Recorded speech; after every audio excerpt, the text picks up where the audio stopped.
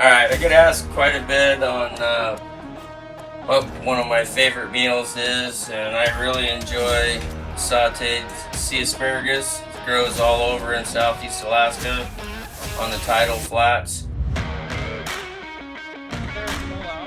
Right? That fish would have to have in the corner to grab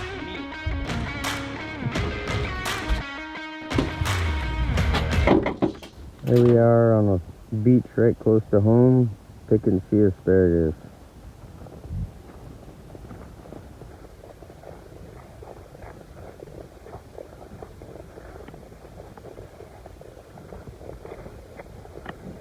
See what it looks like, Kim? Show everybody what sea asparagus looks like. Kind of a cross between green beans and asparagus taste, but super good. It is really tasty. If anybody hasn't tried it, everybody that's tried it's really enjoyed it. And the whole beach is full of it. You just gotta find clumps where it's not really grassy, or you don't have a lot of other different vegetations with it. You just want to pick the tops of them, kind of the 3/4 of the top of them. So the technique I use, and everybody's different, and people use scissors.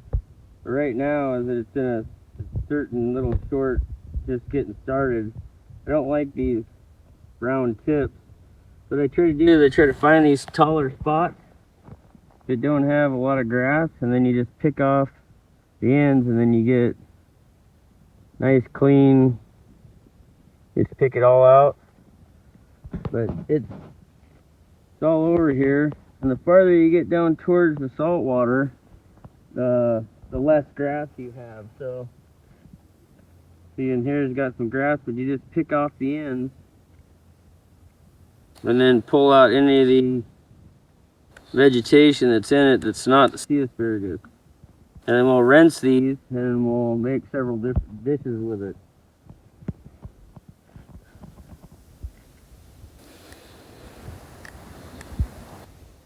Pull out all the grass, any other stuff that's in there.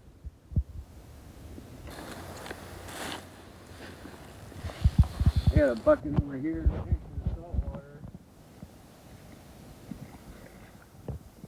There's hardly any grass. It's not quite as thick as up there, but you don't have as much to clean up when you get into it. So right here at the tide line, seems like it's a little cleaner picking. It's shorter, not as tall.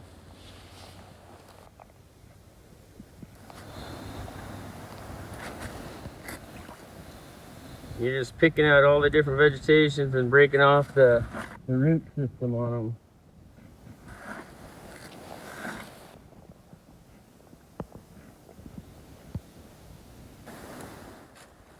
And it's all over southeast Alaska. You can find it in a lot of different beaches.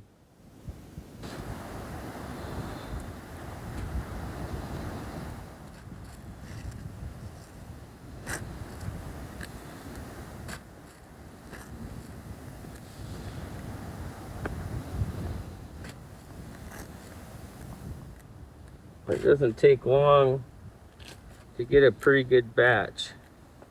You can jar it, you can vacuum seal it and cook it with other things.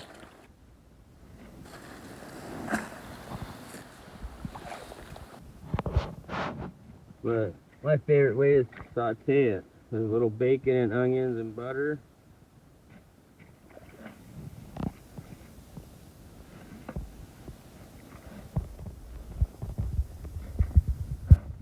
A nice little springtime treat. If you pick enough of it, you can make it last throughout the winter. You got enough? Alright, that's enough for dinner. We're going to go look for a bear. Go cruise the beach line and burn a little gas and see if we can't find a bear on the beach. But it's not the best weather day. Kind of cloudy. It's really rough and windy out front, but We're gonna cruise the shoreline and see if we can't find a bear on the beach. Throw out a couple crab pots. But this is what it looks like here.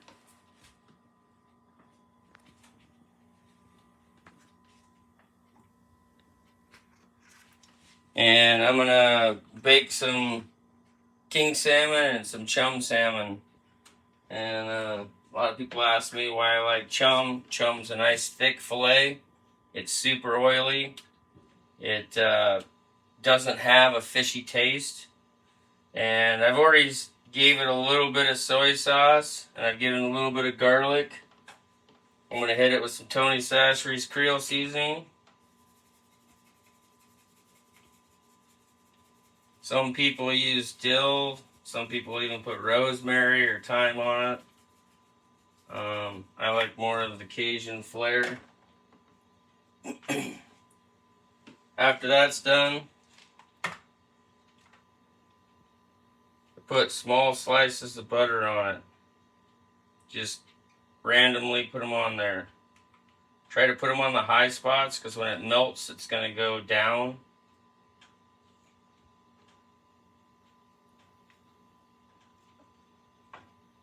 And you want it to kind of braise your salmon. The oven's at 425. So I put all the butter on the high side. I'm not a big fan of lemon. Some people are. They can put lemon on here. So I put some onions across here.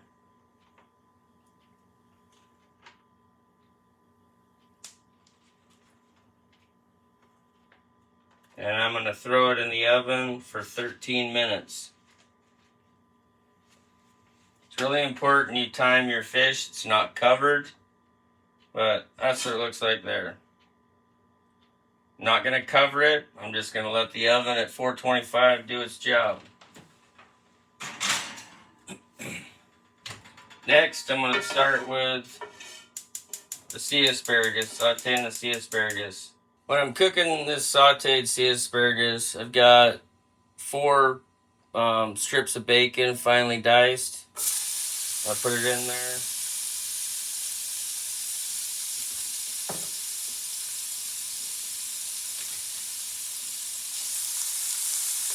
I'm going to get this bacon not crispy, but mostly cooked before I throw these onions in.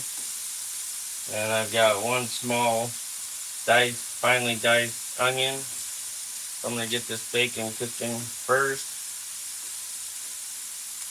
Thing with sea asparagus is it's salty to the taste. So this has been rinsing in fresh water for, I don't know, a day in the fridge. You can eat it right away. It tastes great. It's got a salty taste, but it's kind of in between a green bean and asparagus flavor. Well, it's still a little bit salty, so the salt that's in the bacon and what's in this, you definitely don't want to add any more salt to it. You can add sour cream to it. Kim likes sour cream. I like mine just plain. I put a little bit of butter on it at the end, but right before I serve it up. But you can see how the bacon's starting to look cooked, but it's not crispy.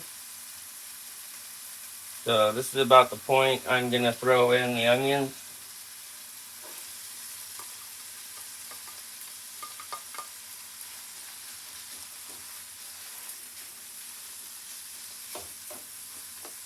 We're gonna get those onions to saute a little bit here so they're not crunchy.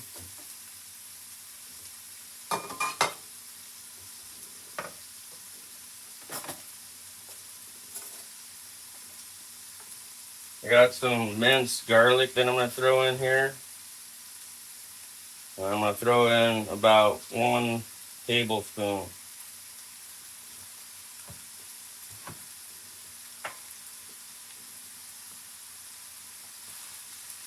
Alright, so I've been cooking these onions down for about 3 or 4 minutes.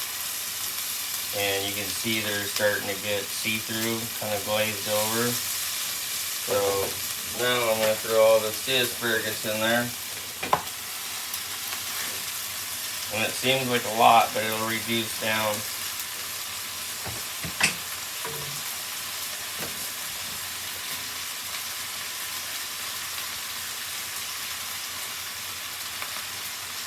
And I'm going to throw a lid on this for a few minutes, and then I'm going to stir in the other ingredients into the and from the bottom into the sea asparagus. Alright, this has been sitting about 3 minutes, and I'm going to start blending everything together.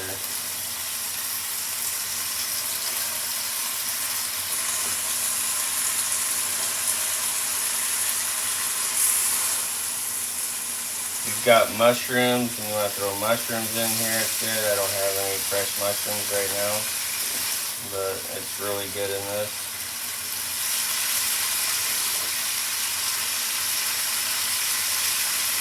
But just letting it sit in there with the lid on it, it's already probably reduced down almost a third of the way down. It's about 2/3 of its mass.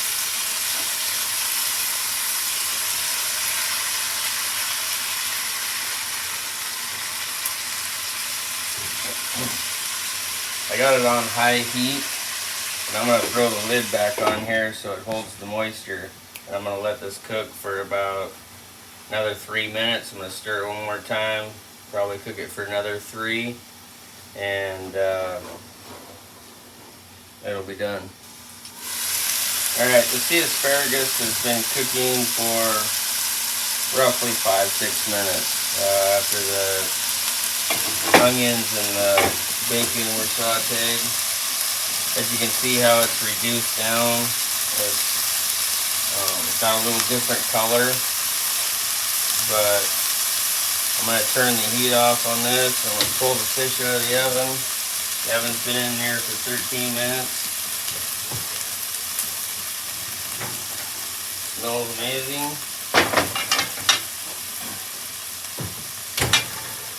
Hey guys, if you're like me and you like to eat off the land and stuff that's available to you and it's good for you,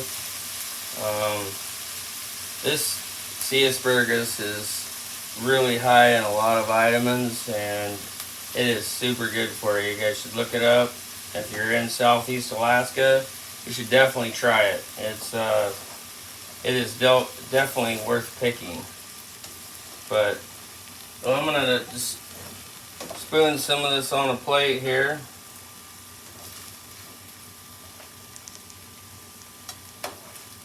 It's like almost 10 o'clock here, and this is kind of the end of my day.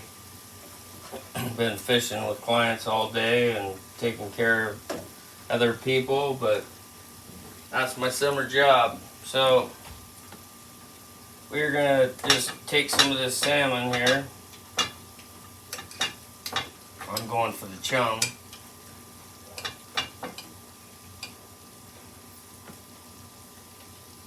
And I like to just put a little bit on top.